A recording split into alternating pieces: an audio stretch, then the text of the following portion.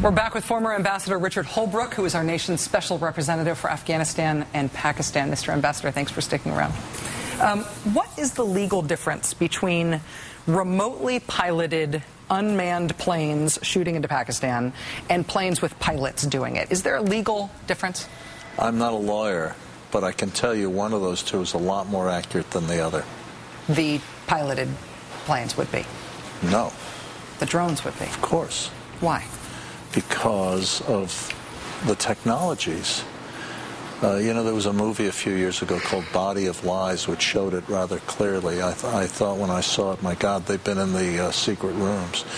But there is a pilot, but the pilot is sitting in Nellis Air Force Base or somewhere.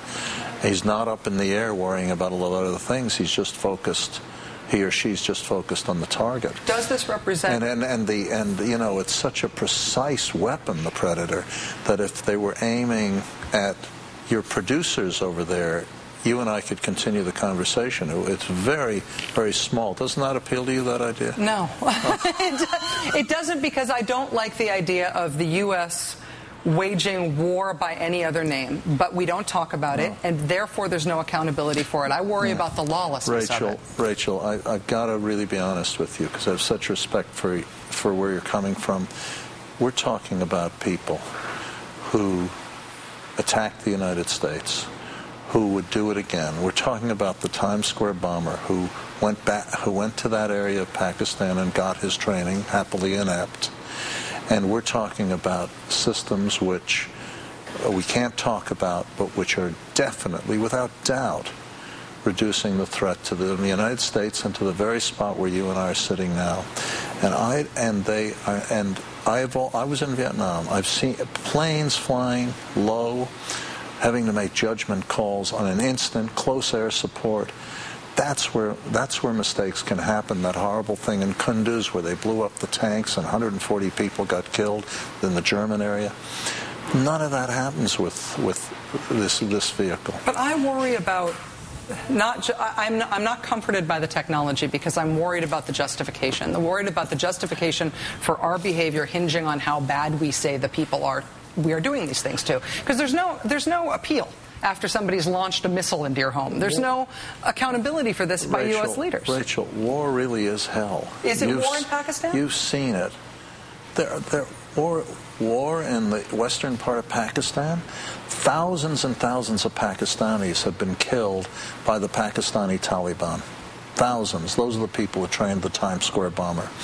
Al-Qaeda is sitting up there. The Afghan Taliban and the Haqqani group are sitting up there, killing Americans, attacking the Indian embassy. These are really bad people. You mentioned Miram Shah in your opening remarks. Miram Shah is one of the headquarters of one of the groups that kills a lot of Americans. If you're in a war, you can't kid yourself about it. I've seen a lot of wars. I hate them more than anything you can imagine. But in this particular case, as the President has said repeatedly, our own Homeland Security is directly involved. Then you have the LET, another group whose goal is to provoke a conflict between India and Pakistan, and who did the Mumbai bombing. This is a reason why this is the most dangerous area on earth to stability. Should we understand the war in Afghanistan and Pakistan as two separate wars? Should we not consider what's happening in Pakistan to be a war? One of the big mistakes of the previous administration was to treat Afghanistan and Pakistan separately, bureaucratically, in every part of the government. The President-elect Obama and Hillary Clinton asked me to combine Afghanistan and Pakistan on the civilian side. The Pentagon followed suit, the CIA, the White House, other governments, and now we recognize the interrelationship. We treat Pakistan, as I said earlier, discussing the floods, as a great sovereign country. We have to deal with our own merit, a very difficult one, with its own set of problems vis-a-vis India, which I am not involved in directly. But in regard to what's happening in Afghanistan, let's go back to first principles. And I think you and I discussed this last time I was on your show.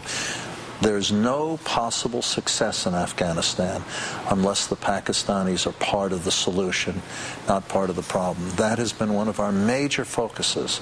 And we have worked very hard in trying to close the gap between the two countries. Richard Holbrooke, Special Representative for Afghanistan and Pakistan. I could talk to you all night. I'm sorry that I can't go longer with you, but I'm hoping that you'll accept another invitation to come back soon. I'd love to. Thank you again, Ambassador.